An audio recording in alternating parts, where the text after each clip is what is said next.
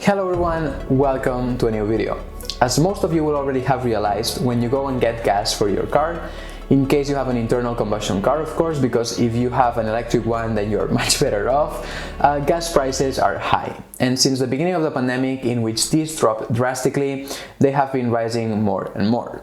In light of this, probably you are currently thinking, why exactly are prices rising so much to, at least in Europe, even higher levels than before the pandemic? How much longer will this last, and which is the current outlook on gas prices? In today's video, I will try my best to explain the current situation, and looking at graphs and official data, which will all be linked down below in the description, I will try to give an understanding of what is currently going on and what could be awaiting for us looking into the future, like the next months and year. With that said though, and after I remind you that if you enjoyed the video, it would help me out massively if you could give it a like. Let's go for it. First of all, let's understand which are the things that determine the price of the gas that we end up paying when we go to the gas station. And on it, based on the US Energy Information Administration, of what the past 10 years have looked like, roughly 56% of the total price is coming from the oil costs, distribution and marketing makes up 14%, taxes are variable but let's place 16%, and the remaining 14% are refining costs and profit. This is obviously what happens specifically in the US, but going into Europe we see a similar scenario. Only that in this case taxes differ widely across the different countries, but still the crude price is a big determinant.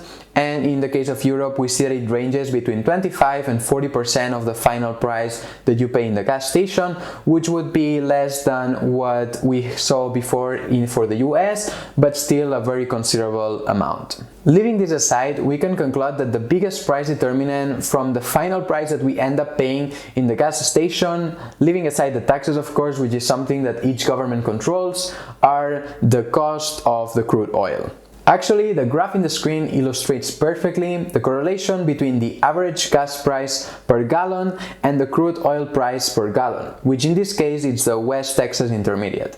Also, we can clearly appreciate that it represents roughly 50% of the total cost of the gallon of gas, which is precisely what we were just commenting now. Now that we know that the most important component of the final price of the gas is that the price of the crude oil, let's check which are the things that make its price fluctuate, so either go up or down. Essentially, since we are talking about a commodity, its price is mostly determined by supply and demand, although as we will see later on, also by the future markets and the traders. The basics of supply and demand, I think that I don't need to explain them, but essentially, if supply remains steady and demand decreases, prices tend to go lower, which is precisely what happened at the beginning of the pandemic when people suddenly stayed at home and were not moving. And then if on the other hand supply stays, as we said before, steady but demand increases, then prices tend to go higher. Just based on this, it is pretty easy to understand that as the economy starts reopening, the demand for gas increases as people now move more. And since, as we'll see later on, supply is staying relatively steady, prices are going higher. But as we said before, the prices are not just determined by supply and demand, but also by the future markets. And in the future markets, you can trade commodities, like in this case oil. And there are not only like big companies selling their contracts of oil, but also like traders that they just speculate with the prices, and they just buy some contracts not because they want the oil, but just to sell them in a few days, a few hours, whatever. The thing at the moment is that the sentiment is that since economies are reopening, oil prices should go higher. And this basically means that a lot of traders might start buying now and pushing the prices even higher just because of the overall sentiment. Now that we know the factors determining the crude price, let's focus on supply and demand. In the graph in the screen, you can see the relation between both. The blue line is the production, which would be the supply, and the brown line corresponding to the world's consumption is the demand. Throughout the past years, we can see that both lines have been relatively stable and equal, meaning that the total supply equaled the total demand. However, during the crash and at the beginning of the lockdowns, demand decreased much more than the supply, and this led to prices going lower. Now though, we see that demand is actually above the current supply, which is driving prices higher. This of having the supply so low is important to know that it's also derived by the fact that there are many barrels of crude oil in backlog that still have not been sold, which were produced during the past months. The estimates looking into the future suggest that from now onwards, supply and demand should stabilize as we go back to a new normal. Looking into the forecast, we can see that the global oil demand growth is expected to slow down over the coming years. And I don't know if you're able to see it, but there is a green line that represents the trend followed, which is downtrending. This, from my perspective, is something that I like from an environmental point of view, although it is still disappointing to see that the demand will continue growing still in 2025, even if it's less, which means that we are not pushing enough for renewable energies. Looking at the supply forecast, we can see that this should stabilize over the next years to come in around 20 million barrels per day. And seeing both graphs, we can see that both supply and demand should keep going hand in hand. But what does all of this mean, and which are my thoughts? Personally, I think that we might still see prices going higher in the next months as demand and supply still have not stabilized.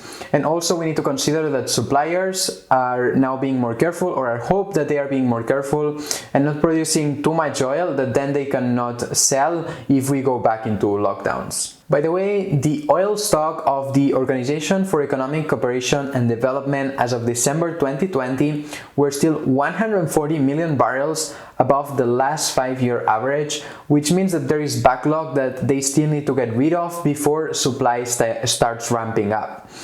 So I think that if supply stays steady, like some countries have already announced during the coming months, and demand starts picking up, it's when we could still see these prices rising. Again, though, it's very difficult to predict because there is always, fight between supplier countries like Russia, Iran, and USA, and they always try to a bit damage each other. So it could be that now they say, oh, we're going to try to produce as much as possible just to harm another country, and then prices could go down again. We don't know, but essentially these are the factors that come into play. Finally, before I end the video, I think it's also important to state which are the effects that oil prices have on the global economy, going farther from just the price that we pay when we go to the gas station. Because actually higher gas prices affect 95% of the transportation worldwide, and if there are higher transportation costs, there are many things that also increase with it, such as, for instance, food prices, several residential and industrial products, plane tickets, for instance, among many others. And if the prices increase, then this causes inflation. So actually the oil market, although it is not the only determinant, in a society that is so much driven by fossil fuels still, hopefully we're moving a bit away from that, oil prices, as we have just seen, have a very big impact. But what actions can we do as individuals to help decrease the price of crude oil, and consequently also the price that we end up paying when we go to the gas station, which was the topic of the video? Well, to be very honest, individually your actions do not make a big difference, but as I always say, everything adds up, and if lots of people start taking little actions, then this can end up having a bit of an impact. Things that we could do to reduce the consumption would be to, for instance, install solar panels at home, buy an electric car. Although again, if you buy an electric car, then you no longer care about gas prices, which was the topic of the video, but anyways, you can buy an electric car. You can also have your energy at home contracted from a supplier that guarantees that 100% of the energy that you will be using will be coming from clean and renewable sources. You can also use more the bike, take public transport instead of the car, do not take so many planes, or for instance, invest your money into renewable energies to potentiate a bit more the green revolution. In other words, to do everything you can to reduce your consumption of crude oil. Is it easy? Some things more than others, but the truth is that we are still a society that is very much reliant on oil. Anyways, this is the end of the video. I hope that you got some insights on what the current situation is when it comes to gas prices, and that it helped you understand a bit better the whole situation. As I said, it could be that in the next months prices still keep going higher, but hopefully they should stabilize in the future. Again, I am no financial advisor, I'm just a guy on YouTube, and I of course cannot predict the future and what the different supplier countries will do, the governments when it comes to lockdowns and all of these things. If you enjoyed the video though, please don't forget to give it a like, subscribe to the channel if you're not yet subscribed, and as always, see you next time.